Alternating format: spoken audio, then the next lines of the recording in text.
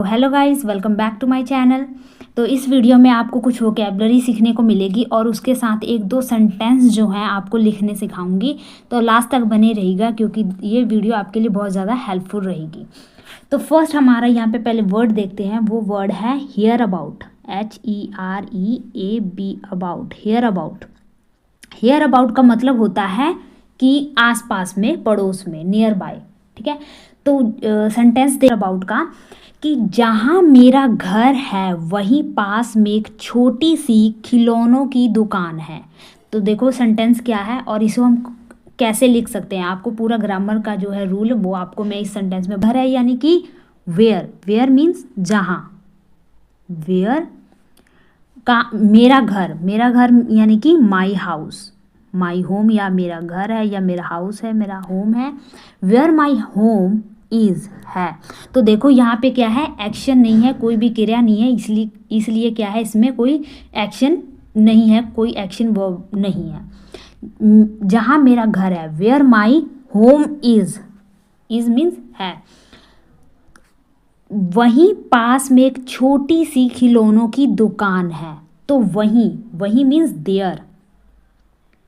There क्या है, वहीं पास में एक छोटी खिलौनों की दुकान है। तो यहाँ पे हम देयर के बाद सब्जेक्ट लिख दिया, फिर हम क्या लिखेंगे, वर्ब लिखेंगे।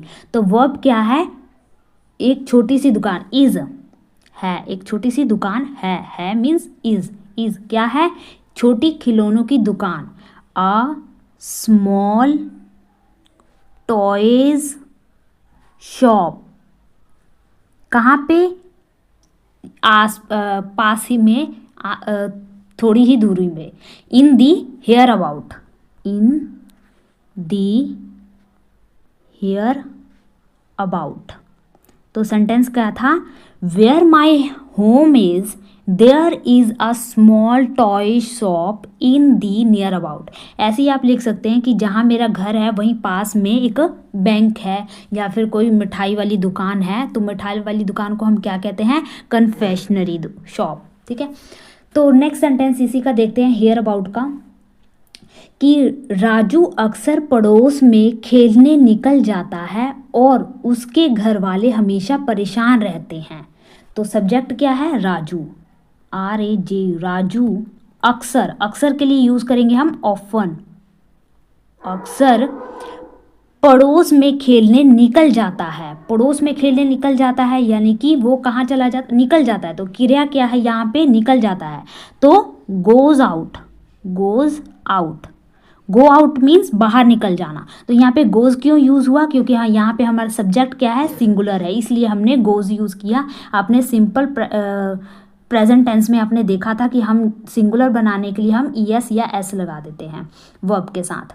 तो राजू ऑफन गोज आउट, निकल जाता है बाहर, किस लिए, टू प्ले, खेलने के लिए। टू प्ले कहाँ पे, पड़ोस में। तो पड़ोस में निकल जाता है यानी कि आसपास ही निकल जाता है, अपने घर के आसपास ही।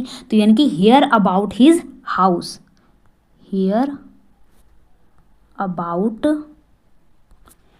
हिज हाउस, अपने घर के आसपास ही खेलने के लिए निकल जाता है। और उसकी फैमिली परेशान होती रहती है। और उसकी family and his family means उनकी फैमिली मेंबर में जो पूरी फैमिली मेंबर है वो क्या होने लगती है, परेशान। Members, family members. तो यहाँ पे हम वर्ब यूज करेंगे कौन सा, परेशान रहते हैं के लिए मीन्स रिमेन्स, रीमेन। तो यहाँ पे देखो हमने रिमेन यूज किया, क्यों, क्योंकि यहाँ पे सब्जेक्ट हमारा क्या है, हिज फैमिली मेंबर्स। और मेंबर्स, फैमिली मेंबर्स क्या है, प्लूअर है। तो हमने रिमेन यूज किया। यहाँ पे हम S लगाएंगे तो हमारा ये ग्रामर के मुताबिक ये गलत हो जाएगा। तो his family members remain worried, worried को मीन्स कहते हैं परेशान रहना। पास्ट पार्टिसिपल यहाँ पे यूज किया हमने यहाँ पे। तो क्या था, Raju often goes out to play here about his house and his family members remain worried. ठीक है, next air, HEIR, air. Air का मतलब होता है वारिश या उत्तराधिकारी।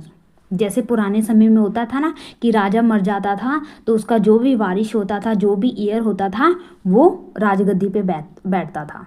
तो इसका सेंटेंस देखेंगे, पुराने समय में राजा की मृत्यु के बाद उसकी गद्दी पर उसके वारिस का ही हक होता था या अधिकार होता था। ठीक है, तो इसे कैसे लिखेंगे, पुराने समय में। पुराने समय के लिए हम यूज़ करेंगे in ancient time, ANCIENT, ancient time. ठीक है, टाइम्स, पुराने समय में राजा की मृत्यु के बाद, तो बाद मीन्स आफ्टर, तो after the death of, after the death of the raja की, किंग, उसकी गद्दी पे उसके वारिस का ही हक होता था। किसका होता था हक, यहाँ पे सब्जेक्ट क्या बनेगा, उसके वारिस का हक होता था, तो उसका वारिस ही यहाँ पे सब्जेक्ट बनेगा, यानी कि हिज एयर, HEIR, एयर, हक होता था यानी कि had to right, had past में है तो हैड यूज करेंगे, अगर ये प्रेजेंट में होता तो हैव या हैज यूज करते। तो हैड टू क्या होता था, अधिकार, अधिकार को कहेंगे राइट। कहाँ पे अधिकार होता था, उसकी राजगद्दी पे, यानी कि टू हिज थ्रोन, THRONE, सिंहासन को कहेंगे या राजगद्दी को कहेंगे थ्रोन। तो उसकी राजगद्दी पे उसका अधिकार होता था, यानी कि उसी का अधिकार होता था, तो यहाँ पे उसी के लिए हम यूज कर देंगे ओनली। तो in ancient times after the death of the king only his heir had to right to his throne. ठीक है, नेक्स्ट सेंटेंस देखते हैं। नेक्स्ट सेंटेंस हमारा एयर से ही है। आजकल संपत्ति के अधिकारी को लेकर सरकार ने कई कड़े और असरदार कानून बनाए हैं।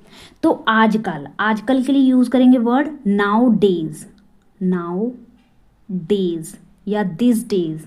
ठीक है, नाउ डेज गवर्नमेंट ने बनाया, तो गवर्नमेंट यहाँ पे क्या बनेगा, subject, the government, the government बनाए हैं, तो बनाए हैं यानी कि हैज़, यहाँ पे हैज़ लगेगा, क्यों, क्योंकि द गवर्नमेंट क्या है, सिंगुलर है, इसलिए हैज़ लगाएंगे। और ये क्या बताया जा रहा है, बनाए हैं, यानी कि प्रेजेंट की बात हो रही है, इसलिए हैज़ लगाएंगे, हैड नहीं लगाएंगे। हैड, और हैड के साथ हमेशा क्या लगेगा, वर्ब की थर्ड फॉर्म, यानी कि मेड। बनाए हैं, बनाने को कहेंगे मेक, और मेक की थर्ड फॉर्म मेड। क्या, कई सारे कड़े रूल, कई सारे यानी कि मैनी, कड़े यानी कि स्ट्रिक्ट, STRICT, स्ट्रिक्ट, एंड असरदार कानून, असरदार यानी कि इफेक्टिव हो, इफेक्टिव, जिसका कुछ असर हो, इफेक्टिव लॉज, कानून बनाए हैं यानी कि लॉज। किसके संबंध में, आजकल संपत्ति के अधिकारी को लेकर, संपत्ति के अधिकारी यानी कि जो भी संपत्ति का वारिस होता है उसको लेकर, तो को लेकर, लेकर मीन्स रिगार्डिंग, रिगार्डिंग संपत्ति के वारिस को क्या कहेंगे, the heir of the property, Waris means property, air, और प्रॉपर्टी मीन्स संपत्ति। तो आजकल संपत्ति के उत्तराधिकारी को लेकर या वारिस को लेकर सरकार ने कई कड़े और असरदार रूल बनाए हैं, कानून्स बनाए हैं।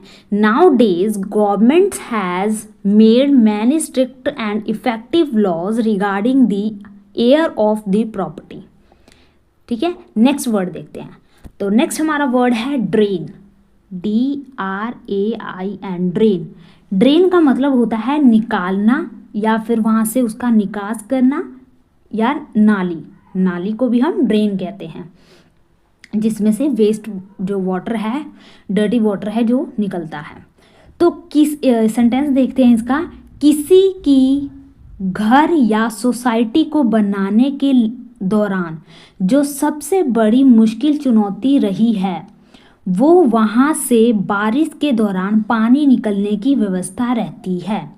सेंटेंस बड़ा है लेकिन देखना ये बहुत इजी बनेगा। किसी की घर या सोसाइटी को बनाने के दौरान यानी कि दौरान की बात की जाइए, यानी कि हम यूज़ करेंगे डूरिंग। बनाने को क्या कहेंगे? कंस्ट्रक्शन। डूरिंग दी कंस्ट्रक्शन, किसको कंस्ट्रक्ट करना? हाउस और सोसाइटी को।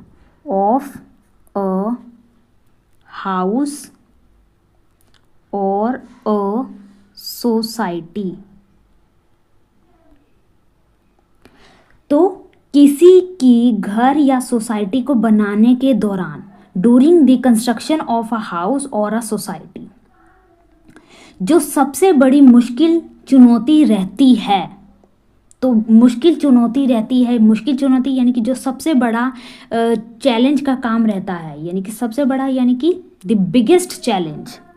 दी है ये कंपैरेटिव सुपरलेटिव डिग्री है। सुपरलेटिव डिग्री के साथ हम हमेशा ही क्या लगाते हैं?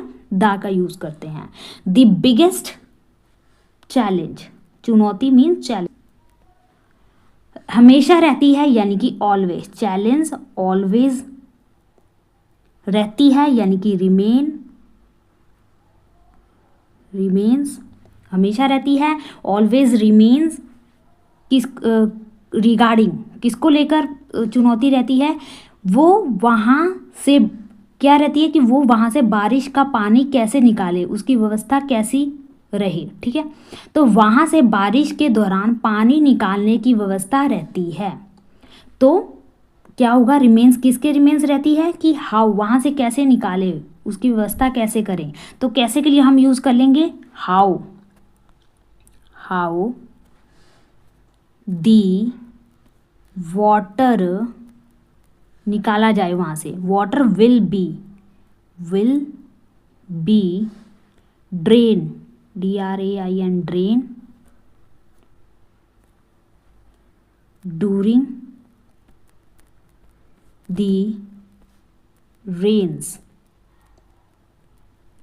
तो किसी के घर या सोसाइटी को बनाने के दौरान जो सबसे बड़ी मुश्किल चुनौती रहती है वो वहाँ के बारिश के पानी निकालने की व्यवस्था रहती है। तो during the construction of a house और a society the biggest challenge always remains how the water will be drain during the rains, वर्षा के दौरान। ठीक है, नेक्स्ट सेंटेंस देख। हमें नालियों को नियमित रूप से साफ करना चाहिए। नियमित रूप से यानी कि रेगुलर बेसिस पे। ठीक है, तो हमें नालियों को, यहाँ पे सब्जेक्ट क्या बनेगा? हमें, यानी कि वी, करना चाहिए यानी कि यहाँ पे क्या बताया जा रहा है कि करना ही चाहिए, जरूरी है, यानी इसके लिए हम यूज कर लेंगे शुड। वी शुड क्या करना चाहिए? नालियों को नियमित रूप से साफ करना चाहिए। तो साफ करना चाहिए यानी कि उनको साफ रखना चाहिए। मेक दी, नालियों को क्या कहेंगे? Drains. Make the drains clean, नियमित रूप से, ऑन अ रेगुलर बेसिस, नियमित रूप से। तो नालियों को नियमित रूप से साफ रखना चाहिए। We should make the drains clean on a regular basis. एक ग्रामर का रूल सीखो गाइस। शुड किया है यहाँ पे मॉडल वर्ब्स, तो मॉडल वर्ब्स के साथ हम हमेशा ही V1 लगाते हैं। इसके साथ ना ही हम S लगा सकते हैं, ना ही ES लगा सकते हैं, और ना ही पास्ट वर्ब यूज़ कर सकते हैं, ना ही पास्ट पार्टिसिपल यूज़ करते हैं, ना ही ING फॉर्म यूज़ कर सकते हैं। इसको हम ना ही टू लिख सकते हैं। इसके साथ मॉडल के साथ हम ये सब चीज़ें नहीं लिख सकते। मॉडल के साथ हमेशा ही वर्ब की फर्स्ट फॉर्म आएगी, हमेशा। ठीक है, अगर शुड मॉडल है तो V1 मेक। ठीक है, नेक्स्ट देखते हैं। तो नेक्स्ट हमारा वर्ड है वो क्या है? गल्प, GULP, गल्प। गल्प का मतलब होता है निगलना। ठीक है, जैसे कि आप खाने को चबाते नहीं हो, निगल जाते हो, तो उसे हम क्या कहते हैं? निगलना। तो छोटे बच्चों के दांत नहीं होते, तो ये ज़्यादातर खाने को चबाने की जगह सीधा निगल जाते हैं। ठीक है, तो छोटे बच्चों के दांत नहीं होते, तो छोटे बच्चों, यहाँ पे क्या बन गया, स्मॉल चिल्ड्रन, यानी सब्जेक्ट बन गया स्मॉल चिल्ड्रन। अगर एक बच्चे की बात की जाती तो यहाँ पे स्मॉल चाइल्ड यूज़ कर सकते थे। स्मॉल चिल्ड्रन नहीं होते थे तो नहीं होते थे, यानी कि हैव यूज़ करेंगे। हैव किस लिए यूज़ करते हैं हम, होने के लिए। तो नहीं होते थे तो हम यूज़ कर लेंगे यहाँ पे डोंट। डोंट यानी कि डू नॉट। ठीक है, ऐसे लिख दे तो डू नॉट, लेकिन इसको ऐसे लिख सकते हो डू नॉट। ठीक है, इकट्ठे हम बोलते हैं डू नॉट। तो स्मॉल चिल्ड्रन क्या है, प्लूअर है, तो प्लूअर के साथ हम हमेशा क्या लगाते हैं, डू लगाते हैं, और सिंगुलर सब्जेक्ट के साथ हम क्या लगाते हैं, डज लगाते हैं। तो होने के लिए हम यूज़ करेंगे वर्ब। उसके बाद देखो डू नॉट आ गया, उसके बाद हम क्या यूज़ करेंगे, वर्ब की फर्स्ट फॉर्म। वर्ब की फर्स्ट फॉर्म होने के लिए क्या यूज़ कर सकते हैं, हैव। ठीक है, तो small children do not have, क्या नहीं होते, टीथ, उनके दांत नहीं होते। ठीक है, तो ये ज़्यादातर खाने को चबाने के जगह सीधा निगल जाते हैं। तो वो क्या करते हैं, वट, तो वो क्या करते हैं, what they do, what they, ज़्यादातर यहाँ बात कर ली गई है, तो यहाँ पे ज़्यादातर के लिए यूज़ करेंगे मोस्टली, MOSTLY, यानी ज़्यादातर जो बच्चे हैं क्या करते हैं, डू। तो what they mostly do is, वो क्या है, गल्प। जो ज़्यादातर चीज़ें वो करते हैं वो क्या करते हैं, गल्प करते हैं, निगलते हैं, किसको, द फूड को, द फूड। इंस्टीड ऑफ, किसकी जगह पर वो ये चीज़ों को करते हैं, इंस्टीड यानी कि किसी चीज़ के जगह पर, किसी प्लेस के जगह पर। तो इंस्टीड ऑफ किसकी जगह पर वो गल्प करते हैं, चबाने की जगह पर। तो चबाने को क्या कहते हैं, च्यू करना, तो च्यूइंग, च्यूइंग इट, चबाने की जगह। Small children do not have teeth, what they mostly do is Gulp the food instead of chewing it. Next इसी का एक और सेंटेंस देखते हैं। कुछ भैंसें नदी किनारे पानी पी रही थी, तभी अचानक से मगरमच्छ ने हमला कर दिया और एक भैंसे को निगल लिया, निगल गया उसको। तो इसे कैसे बनाएंगे, कुछ भैंसें नदी किनारे पानी पी रही थी, तो कुछ भैंसें यहाँ पे हमारा सब्जेक्ट बन जाएगा। सम, भैंसों को क्या कहेंगे, बफेलोज, बी सम बफेलोज। तो सम बफेलोज क्या है, यहाँ पे प्लूअर है, तो प्लूअर के लिए हम यूज़ क्या करेंगे, वर। ये कैसे पता चला वर यूज़ करेंगे, क्योंकि कुछ भैंसें नदी किनारे पानी पी रही थी, उनके द्वारा किया जा रहा था, कोई एक्शन किया जा रहा था, तो यहाँ पे हम इसको पैसिव बना रहे हैं। वर क्या कर रहे थे, ये ड्रिंकिंग पानी पी रहे थे, तो ड्रिंकिंग वाटर, ड्रिंकिंग वाटर, इनके द्वारा ये काम किया जा रहा था, ये ड्रिंक करना है, ये बफेलोज कर रहे थे, इसलिए हम इसको पैसिव बना रहे हैं। Some buffaloes were drinking water, कहाँ पे, नदी किनारे, on the bank of the river, on the bank, ये वो वाला बैंक नहीं है जो आप जहाँ पे जाते हो कैश वगैरह डिपॉजिट या विड्रॉ करने के लिए, ये क्या है, नदी का बैंक है, यानी कि तट, the bank of the river, the bank of the lake. And, और फिर एंड, कि तभी अचानक से मगरमच्छ ने हमला कर दिया, तभी अचानक एक मगरमच्छ ने हमला कर दिया, तभी अचानक यानी कि सडन हो गया, तभी किया, all of sudden, all of a sudden, यानी कि तुरंत, उसी के बाद जब वो पी रहे थे तभी, ऑल ऑफ अ सडन किसने कर दिया हमला, वो बनेगा यहाँ पे फिर सब्जेक्ट, क्रोकोडाइल्स, क्रोकोडाइल्स, क्रोकोडाइल को हम क्या कहते हैं, मगरमच्छ। तो एक क्रोकोडाइल ने उन पे हमला कर दिया, तो क्रोकोडाइल अटैक्ड, कर दिया, दिया यहाँ पे क्या है, दिया जो एक्शन पास्ट में हो चुकी हैं। ठीक है, आ का साउंड आ रहा है, ए का साउंड आ रहा है, तो वो क्या है, पास्ट का सिंपल टेंस है। तो सब्जेक्ट आ गया, इसके बाद हम V2 लगाएंगे तो V2 अटैक का क्या बन जाएगा, अटैक्ड, अटैक्ड, अटैक्ड किया एंड और क्या किया, उनको निगल गया। निगल जाने को हमने वर्ड सीखा आज, गल्प करना। तो निगल गया, गया मीन्स पास्ट का है, तो यहाँ पे भी हम वर्ब V2 का यूज करेंगे, गल्प्ड। एक भैंसे को निगल गया तो बफेलोज। तो जब भी हम एक सेंटेंस में दो V2 यूज करते हैं तो जो पहला V2 आता है उसको हम कर लगाकर बोलते हैं। ये जो पहला V2 हमने यूज किया है कि V2 ये रहा, तो जो पहला V2 है इसके साथ हम कर लगाकर बोलेंगे। इसको जो हिंदी में लिखेंगे तब इसके साथ हम कर प्रोनाउंस करेंगे। जैसे कि हमला कर दिया, तो हमला कर दिया, अटैक्ड। ठीक है, तो सेंटेंस क्या है, some buffaloes were drinking water on the bank of the river and all of a sudden crocodile attacked and gulped a buffalo. ठीक है, तो चलो अब थोड़े से वर्ड कर लेते हैं, उनके साथ हम सेंटेंस नहीं देखेंगे, सेंटेंस इतने बहुत हैं, थोड़े से 5-6 वर्ड और देख लेते हैं। तो यहाँ पे हमारा फर्स्ट वर्ड है प्रीएम्प्टरी। प्रेम्प्टरी का मतलब होता है बेसिक रिक्वायरमेंट हो। ठीक है, जो अर्जेंट हो, बेसिक रिक्वायरमेंट हो किसी चीज़ की, तो प्रीएम्प्टरी। जैसे कि जो प्रीलिम्स एग्ज़ाम होता है वो क्या होता है, बेसिक रिक्वायरमेंट होती है, वो आपको देनी पड़ती है एग्ज़ाम क्लियर करने के लिए, तो प्रीएम्प्टरी। ठीक है, जो आपके लिए क्या हो, प्री हो और इम्पॉर्टेंट हो।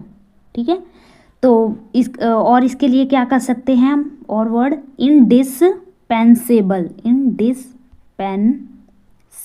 इंडिस्पेंसेबल यानी कि जिसको अलग ना किया जा सके, जो बहुत ज़रूरी हो। ठीक है, इंडिस्पेंसेबल। नेक्स्ट वर्ड है हमारा इनिमिकल। इनिमिकल का मतलब होता है कि जो कोई चीज़ क्या हो, आपके फेवर में ना हो, प्रतिकूल हो, उसे हम कह सकते हैं पेरिनीशियस। पेरिनीशियस हो, जो आपके लिए घातक हो, प्रतिकूल हो आपके लिए, या फिर नॉक्शियस हो, नॉक्शियस हो, या फिर वो आपके लिए स्लेंडरस हो, SLANDER, स्लेंडरस हो। ठीक है, यानी स्लेंडरस यानी कि स्लेंडरस कमेंट, यानी कि वो क्या है, जानबूझकर आप इंटेंशन से आपको लिए वो क्या है, ऐसा कमेंट किया गया, आपको बुरा लगने वाला। ठीक है, स्लेंडरस कमेंट यानी बुरा लगने वाला हो, इंटेंशन के साथ किया गया हो। कोई भी चीज़ जो इंटेंशन के साथ की जाती है वो स्लेंडरस होता है। तो इनिमिकल, प्रतिकूल, पेरिनीशियस, नॉक्शियस, स्लेंडरस, ये सारे नेगेटिव वर्ड हैं। तो आज के लिए गाइस इतने ही रखते हैं। आई होप आपको ये कुछ नए वर्ड सीखने को मिलेंगे, आपको सेंटेंस लिखने समझ आए होंगे, आपको कुछ नया पता चला होगा। अगर आपको ये वीडियो अच्छी लगे तो अपने दोस्तों के साथ शेयर जरूर कीजिएगा और सब्सक्राइब कर लेना फॉर मोर वीडियोज़ के लिए। Thank you for watching.